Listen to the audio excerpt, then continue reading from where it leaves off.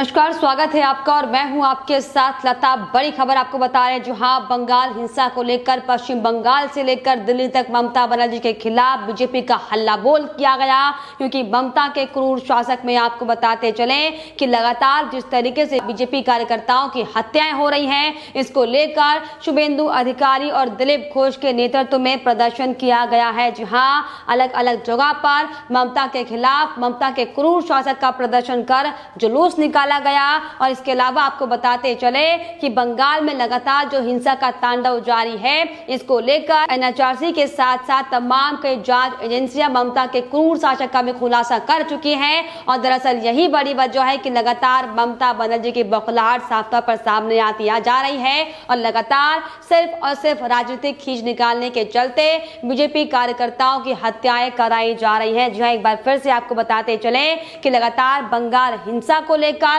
झूठ बोल रही ममता के खिलाफ अब बीजेपी ने एक बार फिर से अपनी आवाज को बुलंद किया है। और इसी कड़ी में अब पश्चिम बंगाल से लेकर दिल्ली तक ममता बनर्जी के खिलाफ विरोध प्रदर्शन निकाला जा रहा है। जहां इसी कड़ी में आज बंगाल में भी शुभेंदु अधिकारी के नेतृत्व में मानवाधिकार रक्षा दिवस मनाया गया, जिसको साफ तौर पर जनतंत्र बचाओ दिवस के रूप में मनाते हुए ममता बनर्जी के क्रूर शासक का विरोध किया गया है। इस दौरान अलग अलग जगह पर ममता बनर्जी की ओर से लगातार जो पश्चिम बंगाल में हिंसा का तांडव किया जा रहा है, जो बेकसूरों की हत्याएं की जा रही है और जिस तरीके से लगातार ये दिखाया जा रहा है कि अगर आप हमारे खिलाफ किसी भी तरीके से आवाज उठाने की कोशिश करेंगे तो उसका परिणाम ये होगा कि आपको पेड़ से लटका दिया जाएगा, आपको आपके घरों से बेघर कर दिया जाएगा। इन तमाम बातों को लेकर आपको बताते चले कि आज एक बार फिर से बीजेपी ने ममता बनर्जी के खिलाफ हल्ला बोल किया है, जिसकी गूंज साफ तौर पर दिल्ली तक भी सुनाई दे रही है। जी हां, हालांकि आपको बता दें कि एक और जहां ममता बनर्जी के खिलाफ कोलकाता में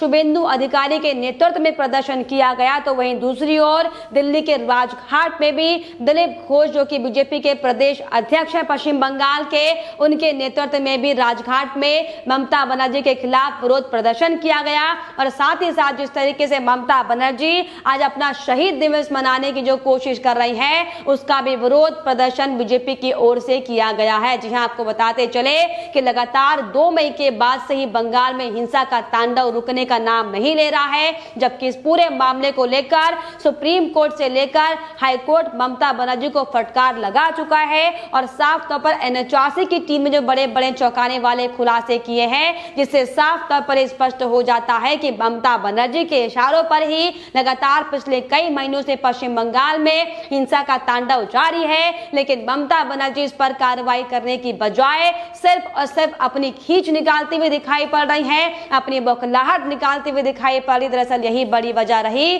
कि लगातार एक के बाद एक बीजेपी कार्यकर्ताओं की बंगाल में हत्याएं हो रही हैं। और इसी कड़ी में जिस तरीके से बीते रोज भी हमने आपको तमाम रिपोर्ट्स दिखाई थी कि कैसे उत्तर दिनाजपुर के रायगंज के गौरी ग्राम पंचायत के नंबर 9 में दक्षिण विष्णुपुर में कैसे एक बीजेपी कार्यकर्ता की हत्या कर दी गई थी, कैसे 52 साल के देवेश बर्मन का शव उनकी हत्या करने के बाद पेड़ से लटका दिया गया था। और यहां तक कि आप सोचिए कि बंगाल वासियों को यह संदेश देने के लिए कि अगर आप बीजेपी का समर्थन करेंगे, अगर आप टीएमसी के खिलाफ एक भी आवाज उठाएंगे तो आपकी भी इस तरह से हत्या कर दी जाएगी। और इसका सबूत देने के लिए आपको बताते चले कि हत्या के बाद उस मासूम शव के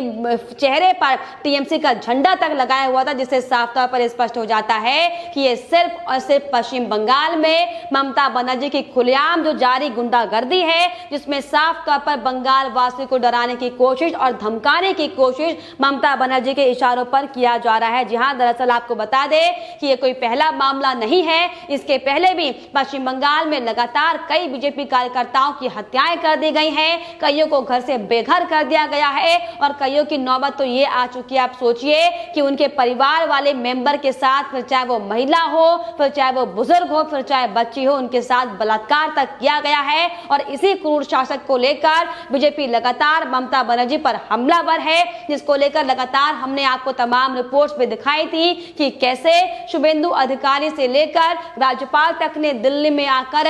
बीजेपी के बड़े बड़े आला नेताओं से मुलाकात की थी और केंद्रीय गृह मंत्रालय से मुलाकात करने के साथ ही राष्ट्रपति से भी मुलाकात करने के बाद बंगाल में राष्ट्रपति शासन लगाने की मांग की थी। लेकिन लगातार जिस तरीके से आपको बताते चले कि एक के बाद एक ममता बनर्जी रोड़ा लगाती हुई दिखाई पड़ रही है, तमाम झूठी बयानबाजी देती हुई दिखाई पड़ रही। दरअसल यही बड़ी वजह है कि अब एक बार फिर से ममता बनर्जी के खिलाफ बीजेपी हमलावर होती हुई दिखाई पड़ रही है और इसी कड़ी में पश्चिम बंगाल से लेकर दिल्ली तक बीजेपी के तमाम कार्यकर्ता, बड़े कार्यकर्ता ममता बनर्जी के खिलाफ हल्ला बोले हुए हैं। जी हाँ, आपको बताते चले कि जिस तरीके से इसके पहले से ही हमने आपको दिखाया था कि कैसे बंगाल में खुलेआम हिंसा का तांडव किया जा रहा है, जिसको लेकर केंद्रीय जांच एजेंसियों ने भी साफ तौर पर बड़े खुलासे करते हुए ये बताया था कि ममता बनर्जी के खिलाफ कोई भी बात करने से कतरा रहे हैं। लगातार उन्हें में ये डर सता रहा है कि अगर वो ममता के खिलाफ तमाम तरह की शिकायतें लाएंगे बाहर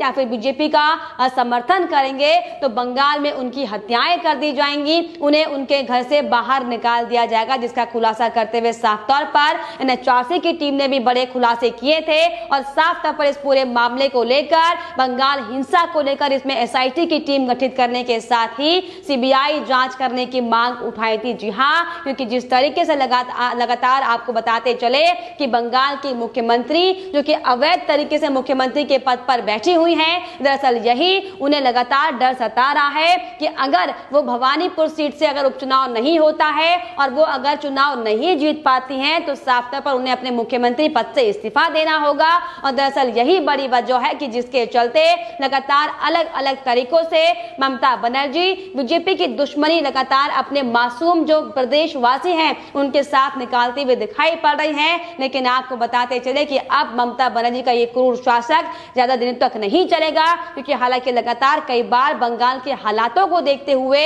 बंगाल में राष्ट्रपति शासन लगाने की मांग जरूर उठी हो, लेकिन जिस तरीके से अब तक तमाम कानूनी दांवपेच बीच में लाकर ममता बनर्जी इसे रोकने की कोशिश कर रही थी, लेकिन आपको बताते चले कि अब जो हालात पश्चिम बंगाल के बद से बदतर होते हुए दिखाई पड़ रहे हैं, ये दरअसल बड़ी वजह है कि लगातार लोग पश्चिम बंगाल में राष्ट्रपति शासन की मांग कर रहे हैं, जिसको देखते हुए अब ये साफ तौर पर कयास लगाए जा रहे हैं कि अब ये संभव माना जा रहा है कि जिस तरीके से लगातार एक के बाद एक जो खूनी खेला बंगाल में खेला जा रहा है, जिस तरीके से सिर्फ और सिर्फ बीजेपी का समर्थन करने मात्र पर उन्हें पेड़ों पर मारकर लटका दिया जा रहा है और जिस तरीके से खुलेआम ये चेतावनी दी जा रही है कि अगर आप हमारे खिलाफ जरा सी भी बातें कहेंगे, अगर किसी भी जांच एजेंसी के सामने हमारे खिलाफ मुंह खोलेंगे तो आपके खिलाफ कार्रवाई की जाएगी। लेकिन इन तमाम तथ्यों का खुलासा एनएचआरसी के रिपोर्ट में साफ तौर पर हो चुका है, क्योंकि हाल ही में आपको बताते चले कि 2 बार एनएचआरसी की टीम ने